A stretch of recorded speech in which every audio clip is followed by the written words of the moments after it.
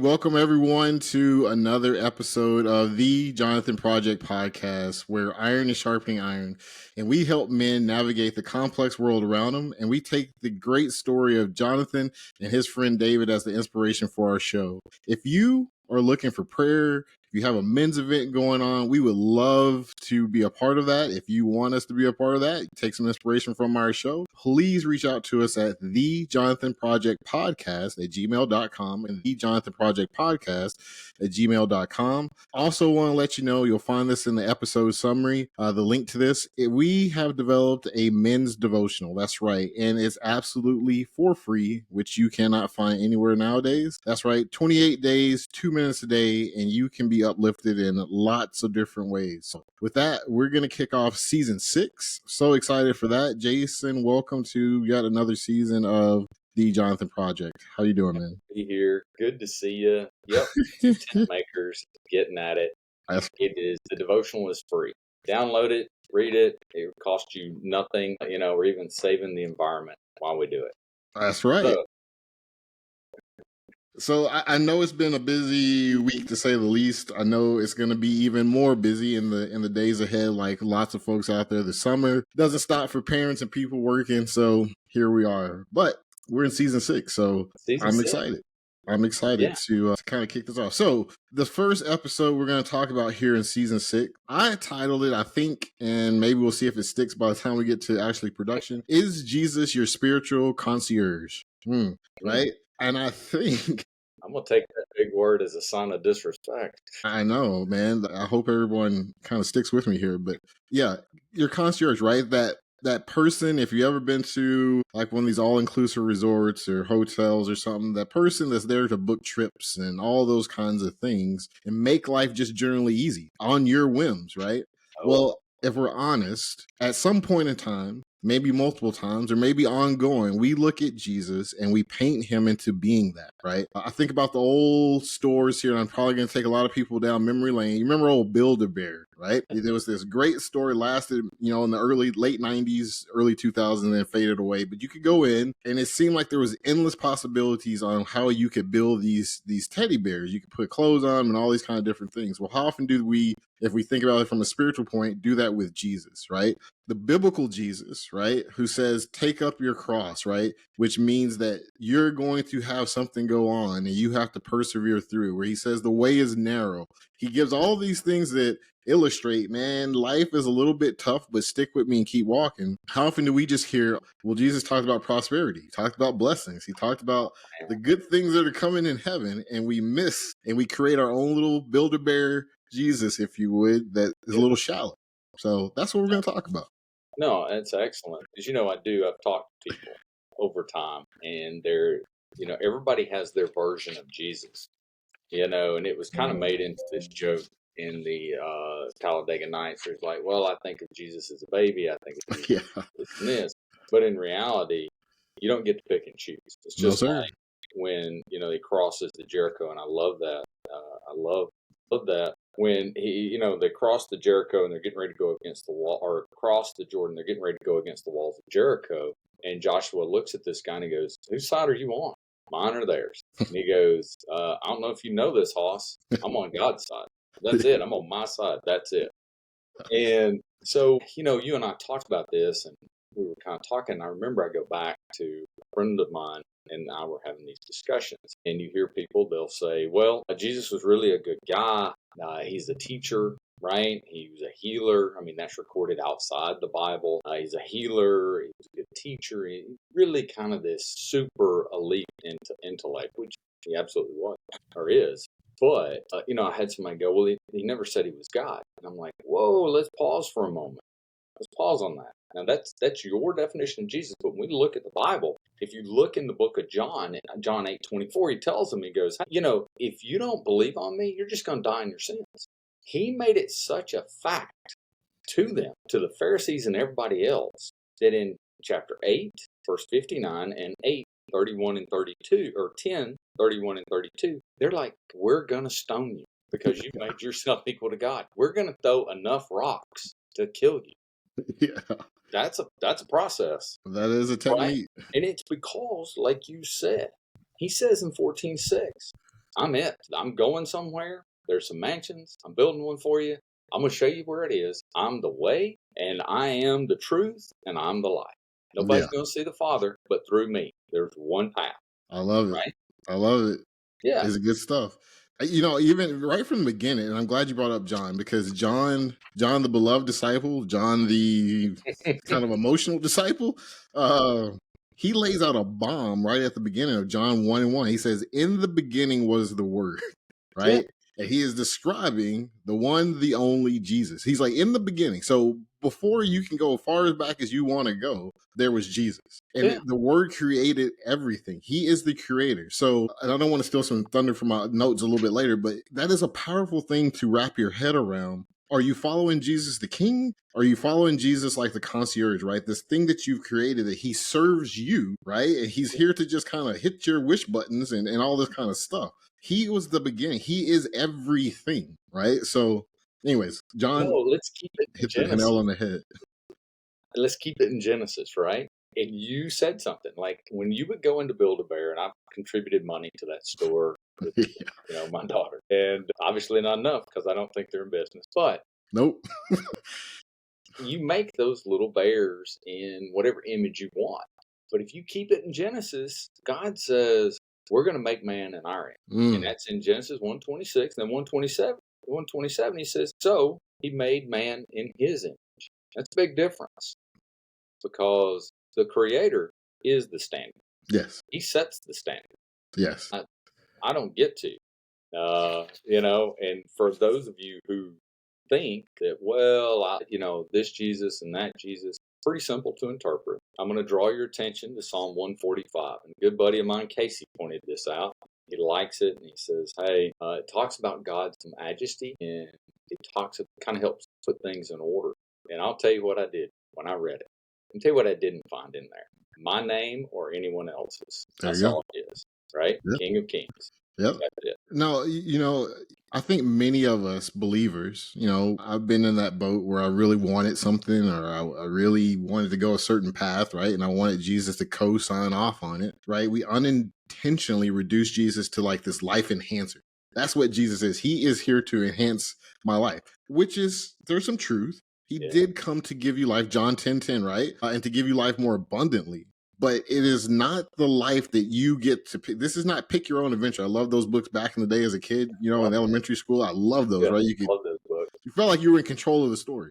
Well, it doesn't work like that in your life. When we surrender our lives to him and ask him to be our savior, and the word that a lot of us have a problem with, the title that he holds, Lord means he's in control, right? Mm-hmm.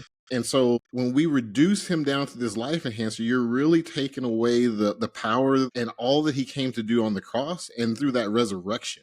That life that he gained through the resurrection, which we gained, if we just have this make a wish and build a bear kind of Jesus, you're missing out on some stuff. So, we're not the only people to do this, right? Like, this is not a new thing. Solomon says there's nothing new under the sun.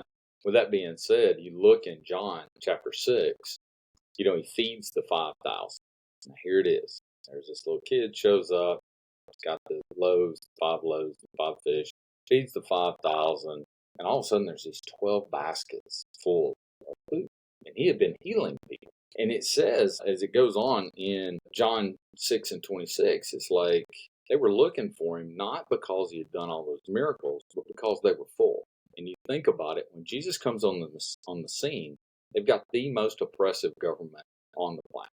So, as we talked a little bit about politics and how half America is unhappy, the other half is happy, like everybody was unhappy with the Romans. Everybody was unhappy. Yeah. But they didn't care. They dusted off the back of their hand on a person's skull and did it on the regular, right? But it's, as they go through this, he says they're going to get ready to make him king. And that's when he steps away. He says he was kind of concerned because they were going to make him king by force because they wanted to be free. And I had a pastor that mentioned, he said, that's pretty unique. A man that can create food. You don't have to worry about that when you're on a campaign. Everybody gets fed. And I thought, well, and the army gets healed. So, you got an arrow through you. I got that. Get out and get back in that fight. Yeah. Right? They wanted to build a bear. No offense to any copyrights. But they wanted that concierge to go, I want this government gone. Yeah. I've got this dirty towel over here that's stinking up my little lounge chair. I want you to take it away. Yeah. But that wasn't what he was about.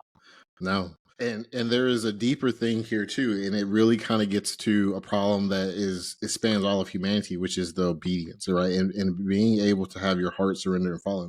Luke 6:46. Why do you call me Lord, Lord, and do not do what I say? Yeah. Some of those common examples of that custom savior that we all have fell into. The Instagram Jesus is really popular now. The motivational quotes, the feel good, but there's no lordship. The life is not being transformed, right? The on-demand Jesus. Oh, it's the 911. Hey, it's a problem. The sky is falling. Now I want all the Jesus I can get and some, right? Yeah. The comfort-only Jesus. Not when I don't want you to beat me up because I did something wrong. I just want you to make me feel good. I like those scriptures where I get uplifted, but don't convict me. And you're right. Like, this is not nothing new. But in this era, and as men and as spiritual leaders, you have to be cognizant of that. And you have to look out for those signs in your own life and in those in your family and those around you. If people are making these little really idle Jesus, that's a dangerous place to be for your faith and how the adversary can come against you. Well, it's interesting. They make an idol Jesus. So if you craft it, then you kind of are above it, right? Like you become the creator of this concept, this construct. So bear with me as I connect the dots. So you said something like, "Hey, don't make me feel good, or don't make me feel bad. Always make me feel good. Don't convict me." And Satan uses that lie, and it motivates you to go, "Well, if I think of Jesus in this light, I don't ever feel bad. Mm-hmm. Hey, it's okay to feel bad." And I'm not beating you up right now, but what I am going to tell you is in this feeling bad, there is a path. And just like David took it when he says, "Hey, I've sinned and I've done wrong," and he runs right back to his relationship with God. For people who are out there that go, "Man, I've really messed up," I want to give you this thought. Right now, I'm a great swimmer. I really am. I swim phenomenally well. You know why? Because I don't walk on water. Period. Right? Yeah. Like I make mistakes. I make a ton of mistakes. But it's not that I don't. It's not that I make them. It's what I do afterwards. Right? It's like the boxing match. You're in one as a Christian, and unfortunately, and you got to get back up. Be the last guy to fall down. Satan's wailing on you, and you're like, "Man, but if I go sit over here on the sidelines and I, just you take a break, it's okay. I got it." When I compare myself to Jesus and I compare myself in the light of the cross, absolutely I feel bad. My conscience spurs me. It does, but it's my relationship with Him that I'm constantly running to. Not, that's not the Build-A-Bear. The Build-A-Bear tells me everything's comfortable. No, you're absolutely right, Jason. And if the Jesus that you're following, right, never convicts you, never makes you want to look at what you're doing, you're probably following yourself. You're not following the Jesus of the Bible, right? And that should be a conviction, right? But how do we get there? How do we start moving in that direction? Well, you have to spend time with Him. Right. And it sounds so intuitive, but it's a deeper thing. It's just like any other relationship. As much as me and you have it's because we have spent time with each other, right? Or with your spouse or with your kids. That is how you start understanding who they are and not what you want them to be, right? Yeah. And, that real transformation starts with that solitude, getting into your word. Who is the word? It's just Jesus every day. And it's amazing how He will start speaking and transforming your life. You can't just seek Him in the crisis. You got to seek Him in those quiet times. And that's who you find out who Jesus really is and not what the world says or whoever. It's amazing. One of the things He asked the disciples, one of the most powerful questions He asked, He was like, "Who do you say I am?" Right. Yeah. And they went through, and even them, right? And this is why I say, like, the Bible is a great thing for anyone out there listening. You're like, "Oh, well, I'm not like you guys. I'm not all sold out. I'm not doing this public thing. I'm not like my pastor. I'm not like my neighbor who's a Christian." Whatever it is, the Bible is amazing out of any religious text on this planet because it takes very broken and flawed people, the man after God's own heart, who we will constantly reference on this show because he is a great study for every man, every person. David. He was a murderer, he was an adulterer, and just probably wasn't going to win the Dad of the Year award. But you know what he really was good at is running back to God, like Jason says. You know, you have to spend that time with the king to understand who he is. Because if not, Satan will tell you, hey, you know, that real feel good Jesus, that's Jesus. And Jesus does want you to feel good, but like you said, he wants to transform you. Go ahead, brother. No, he wants you to feel good because you're righteous through him. Yeah. Right? And for everybody that goes, yeah, I heard that about David, but I haven't done those things. Well, let's pause for a moment. He was also a giant slayer with a rock and a slingshot. Yeah, David was nothing to mess with. Yeah. Let me tell you something. In my times in combat, let me tell you what I did not pick up. A rock, right? Like Nope. that wasn't going to be my number one option. That wasn't on the menu. Yeah. No, I didn't I think I'm going to throw this rifle away for a rock. No. But it is. And you know, it's people can look and to that comment when people go, well, I'm not sold out like my pastor, this, that, and the other. I'm going to let them in on a little secret. You're all tent makers.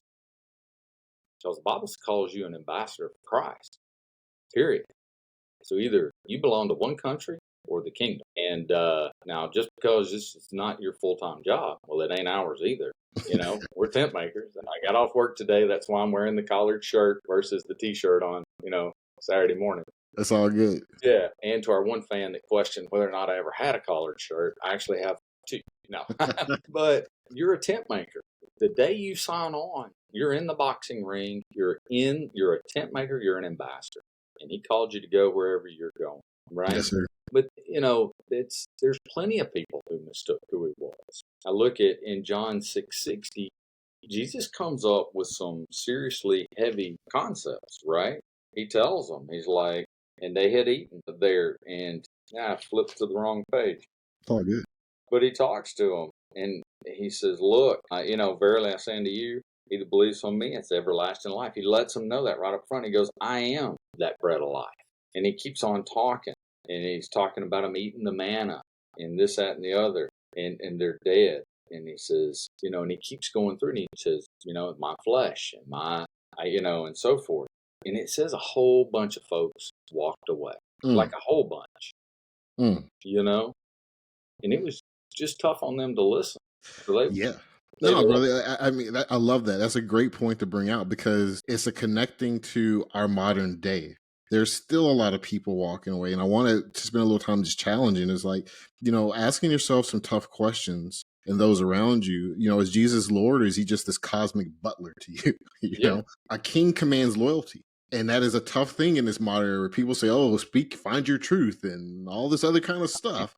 And they want the concierge to take the request. That's not what Jesus is. Jesus isn't just our helper, right? He's an advocate, but he's a holy king. And there are certain standards that come with that, right? If we fall in love, or we let our hearts and our lives fall in love with convenience, because that's really what we're kind of talking about here. We all want like to wake up and like, hey man, everything is sunshiny and rosy and there's no issues.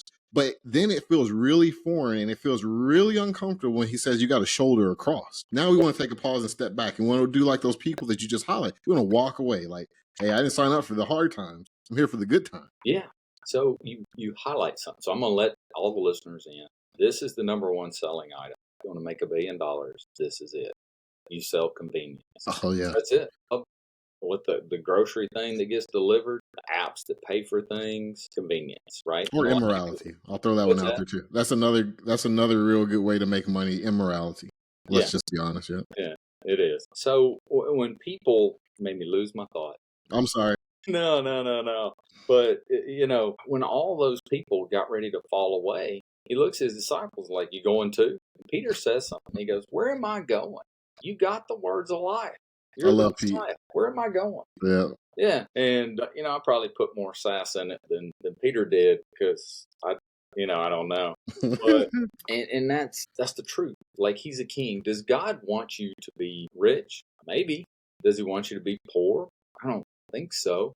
But that's not his number one focus. No. His focus is on whether or not where you go when you hit that T intersection called death. And, it's just, if you think about this, because there's a lot of people, the butler, right? The butler. Well, I want money. I'm going to claim it, right? And there's a very famous evangelist that attracts a lot of that, right? Yeah. There's several throughout time. There's been several.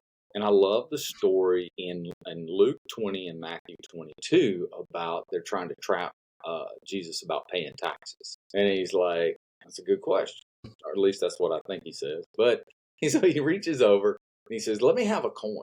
Somebody got a coin? And he gets a coin. Jesus had to borrow a coin. And he's very clear on this. He says, hey, whose image is that? Well, that's Caesar's, right? And I guess you need to give it to Caesar. And because you're an image and you need to give to God what's God. And in Genesis, it's very plainly, we're made in his image, right? Yes, sir. The coin is made in our image. And so what am I ruled by? I'm ruled by my creator, right? And that's the truth. I think, throughout time, tons of people have said, what about it? And, who is Jesus? And so forth. I love this. If you want to know in perspective and to going in further into John 11, when Lazarus was sick, Mary and Martha go, hey, could you go send word to Jesus and tell him the one that he loves is sick? And I thought about that for a while. It wasn't because they loved Jesus, but it's because Jesus loves us. And that ties into, hey man, while we were sinners, he still died for our sins. Yes. Yep. He loved us. Yep. That's the golden nugget of this, right? No, absolutely. And I think, Jason, to kind of stream off of that is, Satan's strategy, especially in this modern era, but it's always been one of his key things beyond division, is he doesn't now want to confront. It's not about conviction. It's not about confronting you, or even he doesn't even want you to get close to even feeling confronted. He wants you to be comfortably to compromise, right? He wants you to have that comfortable compromise. Like, hey, it's okay to have a little sin here. These things aren't going right. It's okay that, you should be angry that you didn't get that new car and Jimmy down the street did. Forgive me for anybody that's Jimmy out there. I'm just using an example. But, you have to ask yourself, this very hard question, what Jesus says in Matthew 16:24, whoever wants to be my disciple, someone who's following him, you got to deny yourself and take up your cross and follow me, not yourself, right? And do we ask Jesus to bless our plans, or do we seek his will? And I think about something that you say all the time, right? Like where you talk about, hey, I just want to be a good servant. I want to be a good ambassador. Ambassadors don't have their own plans. No. They don't go out to the host country and say, hey, this is my plan for you. You relay what the kingdom, the country has sent you. And that is a hard thing, I think. We go through seasons of life, just being honest and real and transparent. We all do. But if you find yourself constantly saying, Jesus, I need you to sign off on this, like it's just some kind of check block versus saying, Lord, what is your will for me right now in this season? That should be a little azimuth check, right? Go ahead. I don't want to ever say the prayer, God be with us. And I'm going to tell you why. Because I really would rather say, God, I want to be with you. I want to be on your side, right? Now, that's the truth. And when you talked about Satan, I thought about this. Physics says a body in motion stays in motion until less it's acted upon, right? So if you're born into sin, you're already missing the mark. Satan doesn't have to do anything. He doesn't have to tell you there is or isn't. He doesn't have to say there isn't a Jesus. As a matter of fact, you're on the trajectory to meet him, right? And then, unless you take that conscious detour. I love it. Yeah, that's good. Because sin is missing the mark. Well, you're born into sin. So you're born at the angle of missing the mark. And that's the truth. And, think of it like this. When I went to selection years ago, we had the Starland Nap, right? I've had a few chickens that have endured that course and didn't pass. But when you were out there, you calculated your point. And what they told us is it's super important that you have those little checkpoints along the way, because if you just click in your azimuth and you got it off by 1 degree, and you think about it, and then you walk 18, 19 kilometers, okay? By the end of that, you're somewhere else. You're nowhere near where you're in. The next state. Yeah, you're in the next state. So that's why even like having those prayer times, those are your little check marks, right? Sharpening iron, sharpening iron. But, when you go back to what Jesus is in this whole thing, he's the King of Kings, Yeah, don't make any mistake of who he is and what he is not, and, I just want to sum it up here as we're getting closer to our 30-minute mark. Man, it goes fast when you're having fun. The idol of convenience versus the disciple of discipline of discipleship. There's a difference culturally, what the world wants, right? Your family, your kids, coworkers, the community around, they don't need a passive God, okay? They need with a part-time Jesus. Yeah. You have to be a man that's under the authority of a full-time king. There's a difference. Having a part-time Jesus doesn't help you overcome the world. It makes you succumb. It makes you another victim. You're going with the flow. Being with the full-time king, you can stand and you can be that breach that no one can get into your house and that cultural kind of things that are going on, right? Matthew 5:14-16, you are the light of the world. What is he saying? Those who follow him, you radiate what, again, he is. We're ambassadors, as Jason has said many times. And I love that example because it really proves out of who are you following. The world needs to see, for us as men especially, someone who can forgive. Oh, Lordy. They need to see men who sacrificing for the good, not sacrificing so I can get an 85-inch TV, right? Where I'm not going to get Starbucks 3 times a week. Sacrificing for the good. We have to be men who carry our crosses. We all have things that we struggle with. And if you don't, please let me know how you're doing it, because it's not the truth. Not to complain when it's uncomfortable, but to have that courage to help our other brothers sharpening iron, right? Jesus may fit in your heart, but he will never fit in your box. Okay? That's what I want to leave you with. He's not about your preferences. He has a standard, and we have to go and fit his standard, not what we want. Go ahead, Jason. You said something super important. As we try to be husbands and fathers and friends and mothers that are that light that shines towards Christ, right? And you said something about seeing people who sacrifice. And Jesus sacrificed, right? Let me tell you what he didn't sacrifice for. The Starbucks. No offense to the Starbucks company, but that's not it, right? It's for righteousness, so that we could be righteous. So if you're going to make a sacrifice and go, I sacrifice for my family, which we all do, but make sure that sacrifice also points back to Jesus. That's important, And if you think about, well, Jesus does this and Jesus does that, understand even when Mary, his mother, asked him about the wedding, he goes, man, my hour has not yet come. He wasn't worried about that. What he was worried about was getting to the cross, and that right there. And that's, when we talk about that, that's our focus. No, absolutely, man. We don't want to settle for self-serving Jesus. We want to seek that real Savior who's going to challenge us and transform our lives and those lives and future generations around us. That's what we want. Folks, that is the Jonathan Project Podcast. Another great episode. We're off and running in a new season. I'm excited for this season. We swung for the fences on a couple things. Excited to bring those to you in time and space. So, how do you find out all those exciting things? Well, this episode and every episode comes out every Tuesday morning on Spotify, Apple, iHeartRadio, Amazon Music. You name it, you can find us there. We'll have all the links for you to subscribe so you don't ever miss an episode. If you found inspiration in this show, you think, hey, these guys would be great to come out, speak to a men's event, speak to a bunch of young men, women, whoever it may be, please reach out to us at thejonathanprojectpodcast@gmail.com. If you need prayer, have an episode idea, same place, thejonathanprojectpodcast@gmail.com.